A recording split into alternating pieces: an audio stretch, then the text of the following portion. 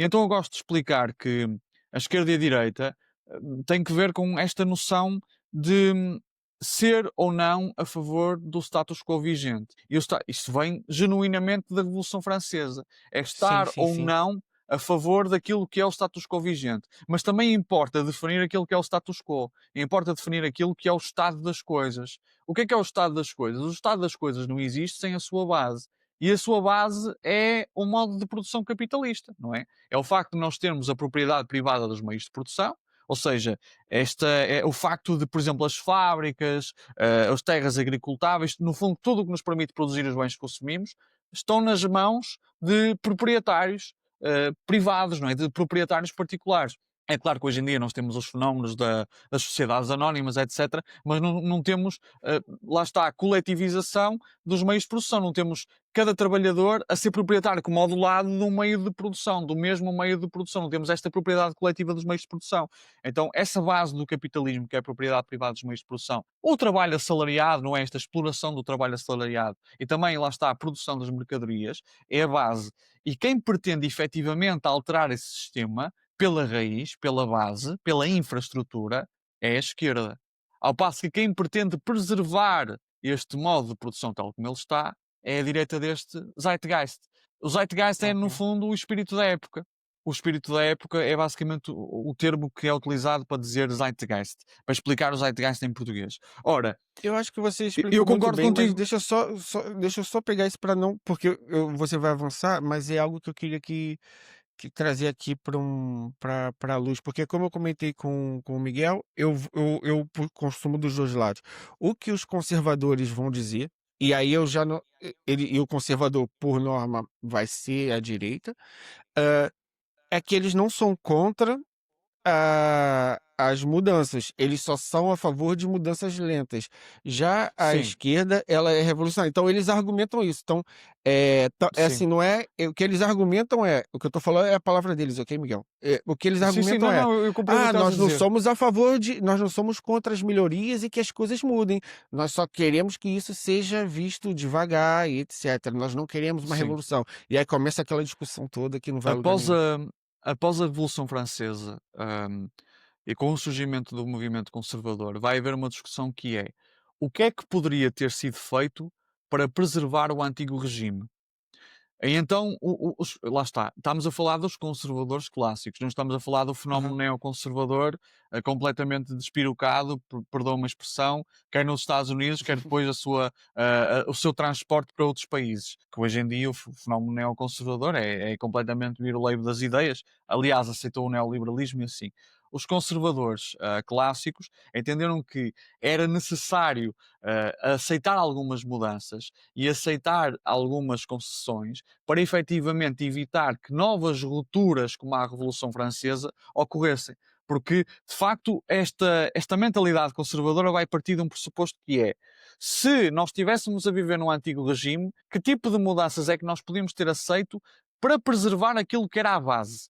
E, no fundo, é isso. Os conservadores não pretendem a alteração atualmente daquilo que é o modo de produção capitalista, pretendem algumas mudanças, sim, que consigam garantir que não haja a explosão social necessária para dar origem a uma revolução. Ao passo que a esquerda compreende que a verdadeira mudança só se faz através da estrutura e faz-se através da superação do modo de produção capitalista, ou seja, através, lá está, de uma revolução, através da tomada do poder do Estado pelos trabalhadores e a instituição de um Estado proletário, para depois, efetivamente, criar aqui um fenómeno de socialização dos meios de produção, de coletivização dos meios de produção. Não é para socializar o teu Monza ou o teu Jeep Renegade ou o teu Fiat Uno, não, é para socializar aqueles meios que nos permitem produzir os bens que nós consumimos e trabalharmos todos neles enquanto trabalhadores, claro. Eu tenho uma, falando agora bem carioquês, não é nem português do Brasil, muito carioquês. Eu tenho uma marola, umas ideias assim que eu fico, que é, eu olho para trás na história da humanidade e vejo que, de certo momento, o poder se concentrou. Então, sei lá, se a gente voltar, vou dar exemplos práticos aqui só para não dar muitas voltas. Se a gente for para o Egito antigo, era o faraó que dominava aquilo tudo, e aí tinha a Babilônia e os outros reinos, e na Grécia e tal, teve todos os reis e o Império Romano e toda aquela coisa. Era tudo muito concentrado, o poder era muito concentrado, as pessoas eram vassalas. Então eu parto do princípio que as pessoas não tinham liberdade, é esse que é o conceito. Conforme a história foi avançando, quanto mais liberdade as pessoas foram alcançando, eh, mais essa desigualdade foi diminuindo. E o que que eu quero dizer?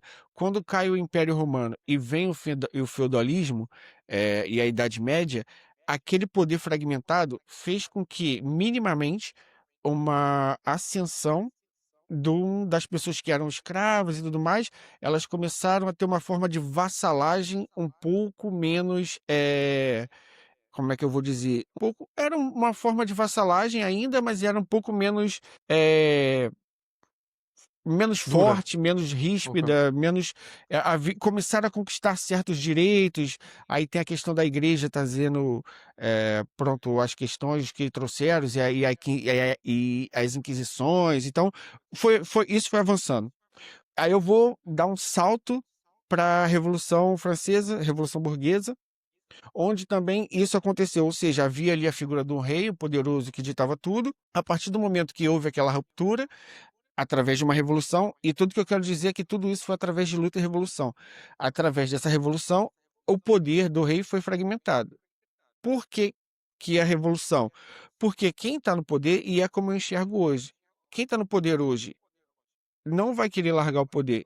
Então, na Revolução Francesa, você chegar pro rei e falar assim: "Ó, amanhã você bota sua coroa no bolso e vai embora". Ele não vai, É. assim como vão Ele não ter vai dizer, está pessoas aqui a que se chave, olha, a casa de banho é no segundo é andar, isso. não vai ser assim. A não ser e assim, quando essas monarquias foram formadas, como eles eram detentor do poder, toda a estrutura era montada para mantê-los no poder. A força estava do lado Exatamente. deles, a institui vou simplificar, a institucionalização foi feita para mantê-los no poder. Quando Claro. isso foi rompido, chegou uma nova classe que falou: "Não, agora quem manda aqui é nós, tá tomado, pá, vamos aqui, tchau rei, quem manda é nós". Quando essa classe burguesa chega ao poder e passa aquele começo ali da revolução, depois vem Napoleão, depois sai Napoleão e se estabiliza uma classe burguesa, aqui agora eu tô falando de Europa, né, aqui na Europa, e eles começam os reis que cá estavam, é como você falou: "Ah, não, pode mandar aí, eu fico tá aí o rei da Inglaterra até hoje". "Não, não, vocês mandam aí, mas deixa eu aqui quieto, não vamos brigar". Então essa malta que chegou ao poder, essas novas constituições, etc, etc, foi moldada para mantê-los no poder. Porque Claro. simplesmente, eu chego no poder, vamos dizer, nós somos classe trabalhadora. Se a gente chegar no poder, a gente vai mudar as coisas pra gente. É a tal da que às vezes é má interpretada como a ditadura do proletariado e tudo mais. Então eu vejo que esses Exatamente, sim. movimentos de quebra de poder e de avanço, eles só são conquistados através de revoluções cada vez que há um avanço nesse sentido, a humanidade tende a melhorar. Essa é uma leitura que eu faço do que eu enxergo olhando a história. Isso faz um pouco de sentido com a visão, marxista da coisa ou não é tão por aí? É assim, esta ideia do melhorar às vezes não é tão linear, como tu sabes. Uhum, É claro que eu dir-te-ia que há certos aspectos do escravismo que na passagem para o feudalismo há aqui uma melhoria. Da mesma maneira que a passagem do feudalismo para o capitalismo também tem pontos de melhoria, não é? Só que não é uma coisa assim tão linear.